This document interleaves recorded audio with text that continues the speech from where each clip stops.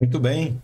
Agora a gente vai falar sobre os produtos de investimentos. Então a gente vai conhecer um pouco mais sobre quais são as opções de investimentos que a gente tem disponíveis no mercado. Tá bom? Quando a gente fala em produto de investimento, eu quero que vocês pensem nisso da mesma forma que vocês estão vendo nessa imagem aí, ou seja, um supermercado, né, com várias opções, e ali você escolhe aquilo que você acha que é mais adequado para você, tá bom? Escolher produtos de investimento, ele tem muito dessa característica, tá certo?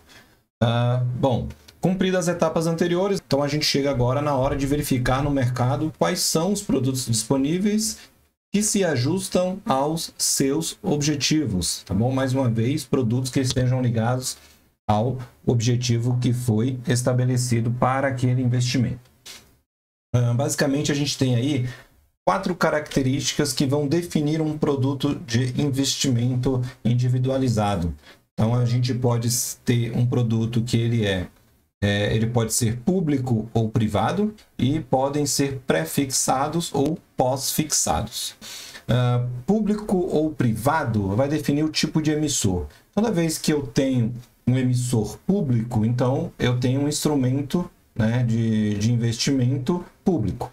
E toda vez que eu tenho um investidor privado, significa que o emissor daquele instrumento financeiro é uma instituição privada. É o que a própria palavra diz mesmo, aqui não tem segredo. Pré-fixado e pós-fixado, eles definem a forma de remuneração.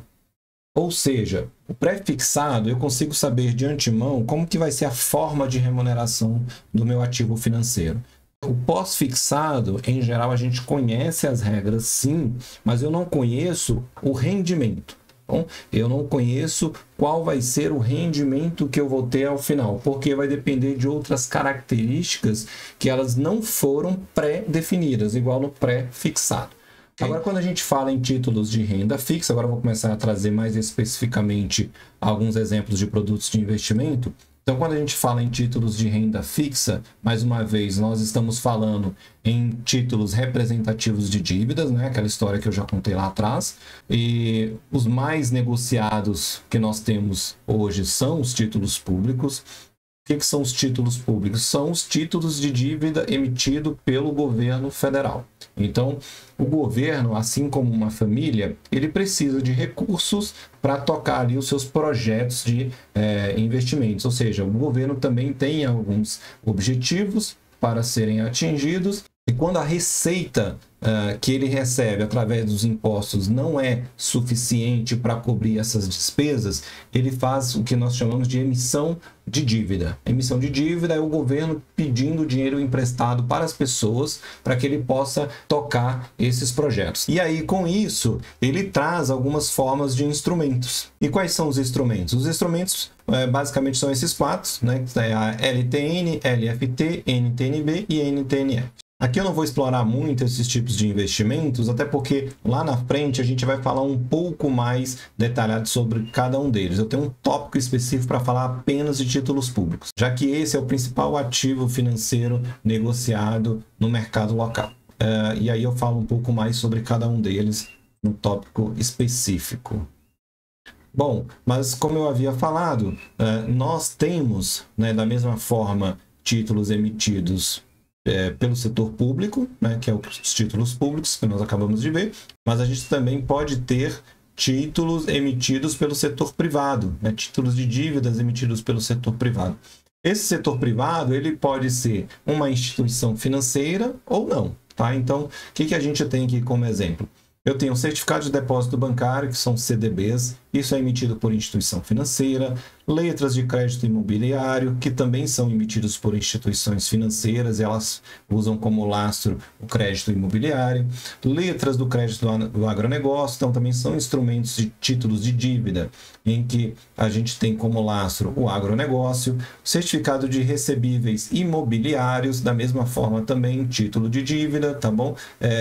Nesse caso aqui, vinculado ao setor imobiliário, são créditos a receber no setor imobiliário, recebíveis do agronegócio, da mesma forma também, tá? Então, qual que é a diferença?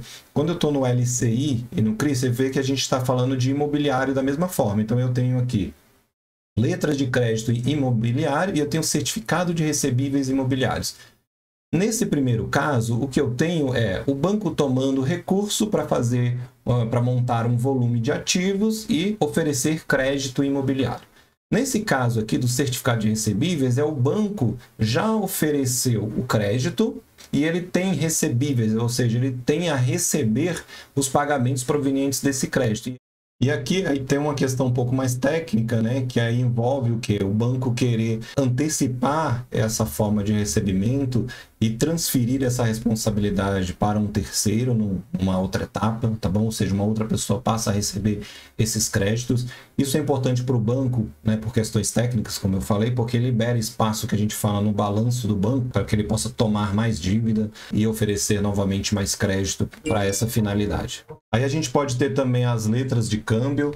A câmbio aqui, eu sempre gosto de fazer o alerta de que não está relacionado à moeda estrangeira, não tem nada a ver com isso, tá? Isso é um instrumento também de dívida lançado através de uma instituição privada, nos casos não é bancária, são aquelas financeiras, né? Então as financeiras elas emitem esse tipo de dívida para elas captarem recursos para poder fazer empréstimos, tá bom? Então não tem nada a ver com câmbio aqui.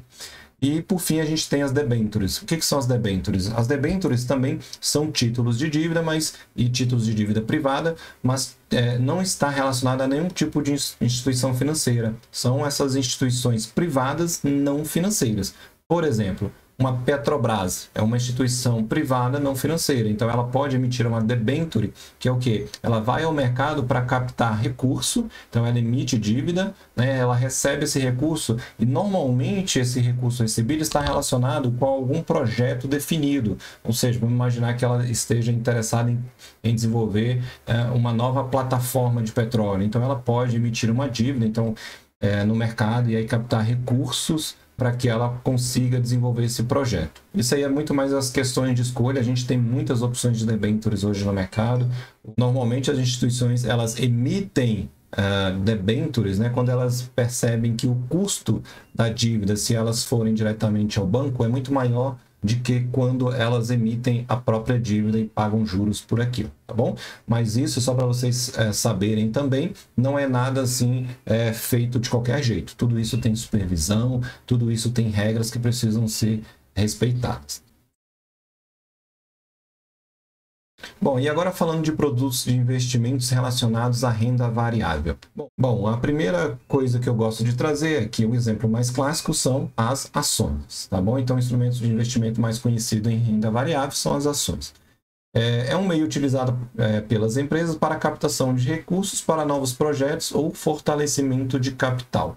Então, o que são essas ações? A empresa vai no mercado, que a gente chama de mercado de capitais. Então, ela abre para o mercado a possibilidade de ter novos sócios no negócio. E esses sócios compram participação da empresa, então eles pagam por isso. Quando elas fazem isso pela primeira vez, nós dizemos que ela entrou no mercado primário. E esse recurso ele é destinado totalmente para a empresa, para que ela possa fazer ali ou tocar aqueles objetivos que ela tem interesse. E aí, de outra forma, uma vez que ela já está no mercado, essas ações elas são negociadas no que a gente chama de mercado secundário. Ou seja, são as pessoas que começam a trocar entre elas o direito de propriedade dentro de uma empresa. Ou seja, elas compram e vendem ações, que é o que a gente normalmente vê dentro do ambiente próprio para isso, que é a Bolsa de Valores. Elas representam também a menor parcela do capital de uma empresa. Então, quando você compra uma ação, você tem ali a menor parcela de propriedade de capital dentro de uma companhia. Sua negociação ocorre num ambiente chamado Bolsa de Valores, que diariamente informa um índice que representa essa movimentação. Então, como eu já havia falado, o ambiente próprio para esse tipo de negociação de compra e venda de ações é a Bolsa de Valores. Na Bolsa de Valores, todo final do pregão, que a gente chama pregão, é um ambiente de negociação. Todo final de pregão tem-se ali a divulgação do índice Ibovespa, que a gente normalmente acompanha nos noticiários, como a Bolsa subiu, a Bolsa caiu. que esse índice representa? Primeiro, ele traz consigo a informação das principais empresas em movimentação e poder de mercado, né, dentro do universo Bolsa de Valores, ou seja, ele não representa todas as empresas que estão ali. E esse grupo é representativo, em que se avalia ali qual que foi o comportamento, ou seja, se os preços das ações subiram ou se os preços da ação caíram naquele determinado dia. O que faz o preço de uma ação subir? O que faz o preço de uma ação cair? O que faz o preço de uma ação subir num determinado dia, volto lá mais uma vez naquela história da lei de oferta e demanda, está relacionado ao interesse maior por uma ação. Então, quando a força que a gente fala, que é a força compradora, ou seja, quando há muitos compradores interessados numa determinada ação, o preço dessa ação tende a subir. Por outro lado, quando as pessoas estão vendendo muito uma ação, o preço dessa ação tende o quê? A cair. Recentemente, por exemplo, nós tivemos o caso das Americanas, que saiu na mídia em função ali de algumas inconsistências contábeis. Depois que isso foi divulgado ao público, o que a gente percebeu? O que a gente percebeu foi o preço dessas ações caírem, né? E aí caiu bem forte. Isso acontece porque a força vendedora é maior do que a força compradora. Ou seja, em outras palavras, existem mais pessoas querendo vender aquela ação do que pessoas querendo comprar aquela ação. E quando eu tenho muito mais gente querendo vender, o preço da ação ele faz o quê? Ele cai. Tá bom? Ou seja, eu tenho poucas pessoas interessadas em comprar aquele determinado produto, então aquele produto ele é percebido como um produto de pouco valor. E aí, por isso, as pessoas, para se desfazerem dele, acabam fazendo o quê? Vendendo ele a um preço menor, já no interesse de querer se desfazer. Bom, a negociação ela ocorre sempre por meio de uma corretora. O investidor, quando ele abre a conta na corretora, ele passa a ter acesso ao que nós chamamos no mercado como home broker. O que é o home broker? Home broker é você, na sua casa, decidir a compra ou venda de ativos. Você não precisaria entrar em contato com a sua corretora para dizer, olha, eu gostaria de comprar 1.500 ações da Petrobras. Você não precisa fazer isso. Você entra num portal digital, você informa qual que é a empresa que você quer comprar, qual que é a ação que você quer comprar, qual que é a quantidade, aí você pode informar a quantidade ou pode informar financeiro, né, o valor financeiro que você tem disponível. E aí você encaminha essa ordem, né, através desse portal e na hora que chegar no preço que você está querendo comprar ou vender, a ordem é executada. Então é você tocando da sua casa sem necessidade de ficar ligando ou entrando em contato com o seu corretor. A compra ou venda de ações, ela se dá sempre por lotes, né, cujo valor padronizado é de 100 quantidades. Então, quando você está dentro lá do home broker, você vai comprar ou vender, é sempre lotes padronizados de 100 quantidades, mas não quer dizer que você não possa negociar lotes fracionados. Isso também é possível, então você pode negociar lotes menores do que 100, também é possível, mas por padrão, quando você entra para comprar uma ação, por padrão, a informação vai ser sempre em 100 quantidades, ok? O tipo de ação. Nós podemos ter dois tipos de ações. Elas podem ser ordinárias ou elas podem ser preferenciais. O que são as ações ordinárias? As ações ordinárias, de modo bem simplificado, são aquelas ações que dão ao portador dela o direito do voto. Ou seja, a companhia abriu uma assembleia e você, diante da posse de uma ação ordinária, tudo aquilo que for decidido nessa assembleia, ou seja, tudo aquilo que estiver na pauta para ser deliberado, você vai ter o direito de voto. Então, para cada ação que você tem, é um direito ao voto, ok? E na preferencial? A preferencial ela não te dá direito a voto, mas ela te dá preferências em algumas situações, como por exemplo em recebimento de dividendos, ou nos casos de falência da companhia, quando a companhia ela encerra as atividades e ela precisa pagar seus devedores, tá bom? Mas obviamente que isso não é nenhuma garantia também de recebimento, é porque os sócios, quando uma empresa quebra, serão as últimas pessoas a receber algum direito, né? Porque, como o próprio nome já diz, eram sócios, então eles que eram os proprietários da empresa. Normalmente o pagamento das obrigações sempre vem na frente, ou seja, pagamento das obrigações trabalhistas, pagamento das obrigações de dívidas, fornecedores, enfim. Bom? E a forma, quando você estiver negociando lá no home broker, né, quando você olhar, você vai ver que existe um padrão, né, esse padrão de nomenclatura para você identificar qual é a ação e qual que é o tipo dela. Eu estou trazendo aqui para você já ter o conhecimento disso. Então, o que a gente tem? Normalmente, a gente sempre vai ter 4 letras e um número. Esse número, ele identifica se a ação é ON, então se ela é ordinária, é o número 3, se ela for preferencial, o número 4. E as 4 primeiras letras, elas vão identificar qual é a empresa. Então, eu estou trazendo como exemplo aqui uma Petro 3 e uma Petro 4, ou seja, uma ação ordinária da Petrobras e uma ação preferencial da Petrobras, certo? Quando, né, eu falei que é possível comprar ações fracionadas, quando você entra no mercado para comprar uma ação fracionada, você vai ver um adicional de informação no final do código da ação, que é o F, né, indicando que é fracionada. Quando a gente fala sobre renda variável, eu trouxe um exemplo aqui das ações que são mais comuns, mas existem outros tipos de investimentos em renda variável que são pouco menos conhecidos. A gente tem, por exemplo, os BDRs. O que são BDRs? Eles representam a possibilidade de você investir em ações fora do Brasil. Vamos imaginar que você quer investir numa ação da Apple nos Estados Unidos. Então, você pode fazer isso através de um BDR. Você pode ter as moedas. Então, se você quiser negociar câmbio, ou seja, comprar e vender dólar, comprar e vender euro, né? Seja qual for a moeda. Câmbio aqui pode ser qualquer moeda, tá? Então, é possível também se você quiser negociar esse tipo de instrumento financeiro. Nós temos os derivativos, né, que eu já falei, e temos as commodities também, que eu já falei. E aí depois a gente tem algo que está vindo de uma forma bem interessante para o mercado, que é conhecida como os ETFs. E o que são os ETFs? Os ETFs, eles são vistos como os fundos de índices e são também negociados em bolsas de valores.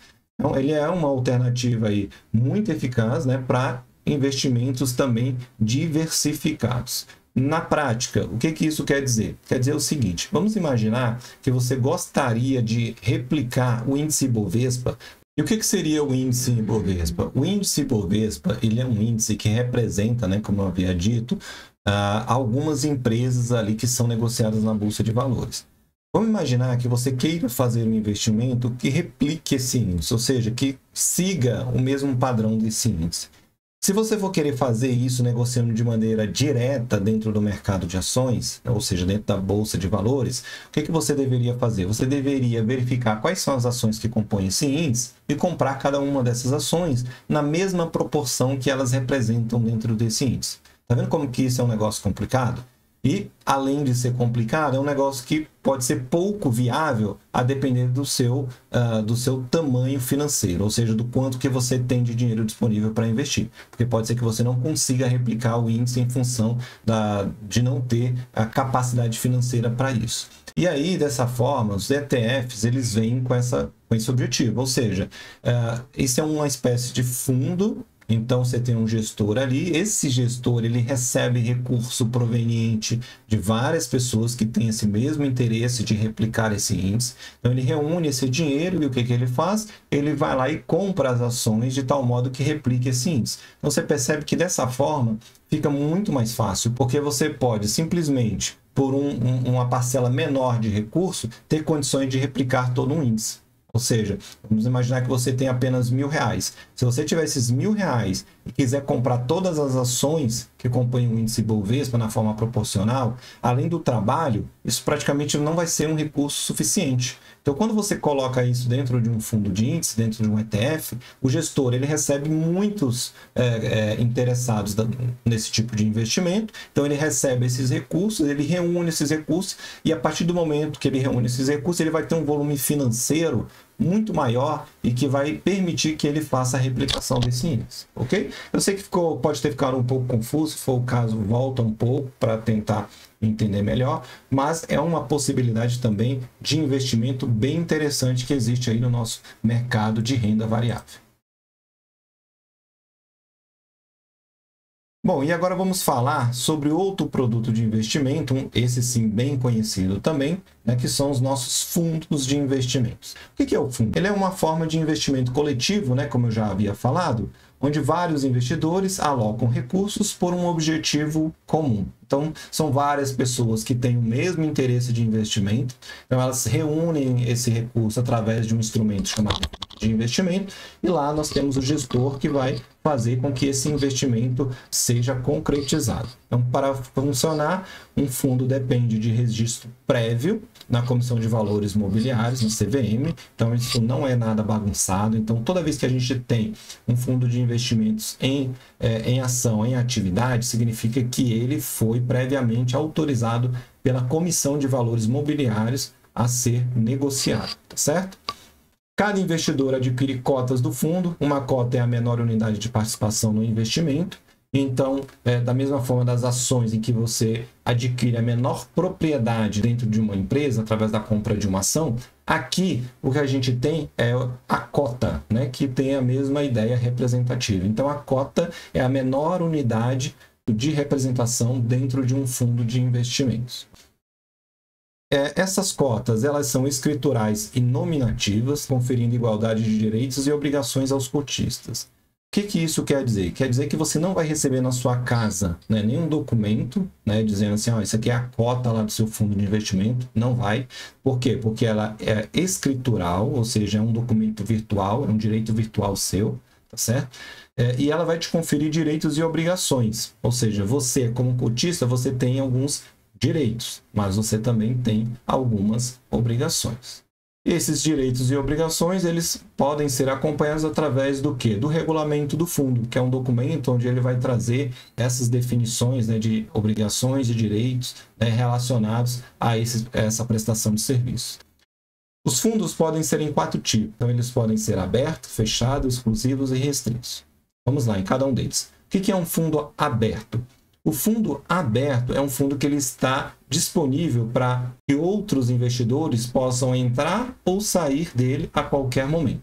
Eu posso comprar cotas e eu posso vender cotas no momento que eu quiser.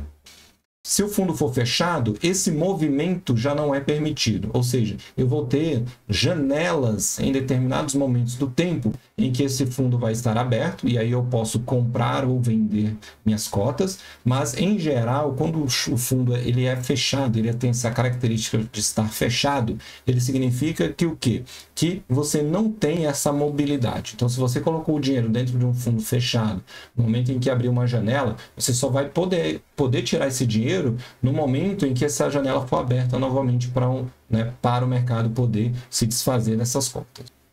O fundo ele pode ser exclusivo, né? Ou seja, ele é exclusivo para um determinado grupo de investidores, ou seja, eu posso me reunir tanto na forma de pessoa jurídica quanto na forma de pessoa física e ter um fundo que seja apenas nosso, né? Vamos dizer nosso, ou seja, para deixar um pouco mais prático, né? Vamos imaginar que você e um grupo de amigos queiram ter um fundo exclusivo só para vocês. Vocês podem ter isso? Podem sim. Então, ou seja, vocês reúnem recursos, procuram uma corretora, enfim, uma asset, né, em que ela possa desenhar esse fundo de investimento, respeitando ali as características, perfil e interesse das pessoas que estão colocando dinheiro, e esse fundo é exclusivo de vocês, ok? Outras pessoas não podem entrar. E o restrito? O restrito, em geral, está relacionado a quando o fundo tem um único cotista. Então, só tem uma pessoa que tem cota nesse fundo, esse fundo é só meu. Normalmente, a gente se percebe muito isso naquelas situações de famílias de alta renda, em que ela precisa administrar o recurso dela e ela abre um fundo restrito para que o gestor possa ali tocar os seus objetivos mais particulares, certo? Os participantes, né, quando a gente fala de fundos de investimentos, eles também podem ser divididos em 4. A gente tem o administrador, o gestor, o custodiante e o distribuidor. O administrador, ele é a pessoa que administra o fundo, ou seja, a pessoa que está cuidando do funcionamento do fundo. O gestor é a pessoa que está tomando as decisões de investimentos, tá certo? Ou seja, ela compra e vende ativos. O custodiante é aquela pessoa, quando eu falo pessoa, é uma entidade PJ, tá? Pessoa jurídica. Pode ser pessoa jurídica, aqui nesse caso, um custodiante, um administrador. O gestor também pode ser pessoa jurídica, mas também pode ser uma pessoa física, tá certo? E o custodiante? O custodiante é essa entidade em que ela cuida de guardar a informação do ativo financeiro. Então, lembra que eu falei que o investimento ele é escriturário e nominativo? O custodiante é responsável por garantir essa guarda de informação, para que o fundo saiba exatamente quem são as pessoas que têm direito ali dentro daquele fundo. Tá bom? Quem são de fato os cotistas, enfim, todo esse trabalho. E o distribuidor? O distribuidor é o agente responsável por vender as cotas do fundo de investimento. Ele está relacionado dessa forma ao quê? À atividade comercial, que é o que normalmente a gente percebe ali na atividade do assessor de investimento, que é aquela pessoa que procura fazer as ofertas de produtos de investimentos ali, dado, obviamente, as particularidades e características de cada pessoa. Os fundos, eles também podem ser classificados de acordo com os objetivos de investimentos. Então, lembra que todo investimento ele tem o quê, pessoal? Objetivo. A gente tem que ter objetivos, certo? Os fundos, eles também podem ser classificados de acordo com esses objetivos. Então, para que isso aconteça, nós temos algumas classes que são definidas ali na constituição do fundo. Eu posso ter um fundo apenas de renda fixa, multimercado, ações e cambial. Certo? Então, essa é uma classificação que eu estou usando, que é uma classificação da Anbima, só que eu também posso ter uma classificação da CVM, que é uma classificação um pouco mais abrangente, tá bom? Mas, de modo simplificado, a Anbima nos atende muito bem. Cada grande classe também ela pode ser desmembrada em subclasses. O que isso quer dizer? Eu posso ter um fundo de renda fixa de curto prazo, ou seja, os ativos que estão sendo investidos ali são ativos que tendem a vencer num prazo curto. Eu posso ter fundo de ações em empresas emergentes. Eu posso ter aqui o interesse de investir em empresas que eu vejo como empresas que podem me oferecer um forte potencial de retorno, empresas emergentes. Okay? E aí eu posso escolher uma classe, uma subclasse de ações emergentes. Um exemplo, tá? Fundos abertos podem representar diferentes tipos de liquidez. O que eu quero dizer com isso? A gente pode entrar dentro de um fundo e mesmo que o fundo seja um fundo aberto, ou seja, que ele me permita sair, né, ou entrar no momento que eu quiser, a liquidez ela vai definir qual o momento que eu vou tirar o recurso do fundo. Ou seja, eu posso ter um fundo ali que é um fundo aberto, ou seja, eu posso sair e entrar a qualquer momento, mas na hora que eu decido sair do fundo, que eu decido vender as minhas cotas, pode ser que eu não tenha a liquidez imediata, que significa que eu não vou ter o recurso disponível na mesma hora. Então, existem fundos que oferecem uma liquidez mais rápida e existem fundos que oferecem uma liquidez um pouco mais prolongada. Vamos imaginar que você esteja dentro de um fundo multimercado. Fundos multimercados são fundos que normalmente investem em diferentes classes de ativos. Então, eu posso ter ali dentro ações, eu posso ter renda fixa, certo? Eu posso ter também commodities, posso ter derivativos.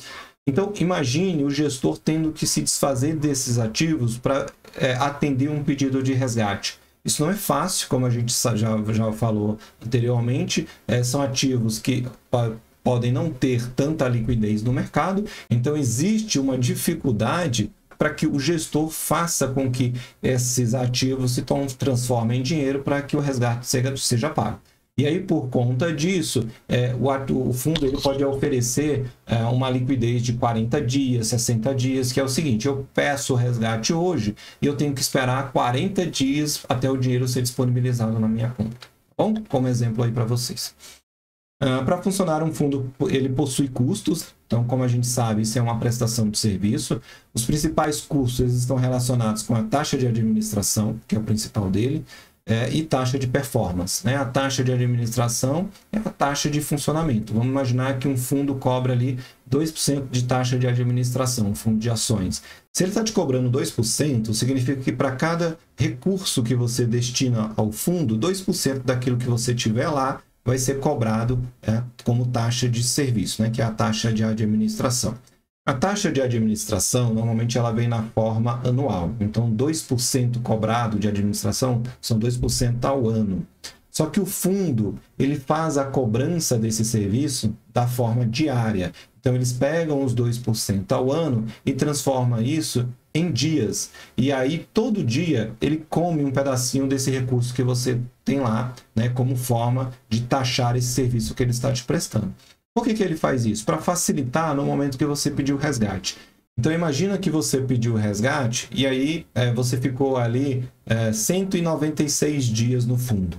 E aí ele tem que calcular isso no momento que você está pedindo o resgate. É o trabalho que seria. Então, ele já faz essa cobrança do serviço que ele te prestou durante esse período de 196 dias na forma diária. Porque na hora que você pediu o resgate, esse valor já foi cobrado. Então, fica muito mais fácil, tá certo? Para o fundo, essa questão da cobrança.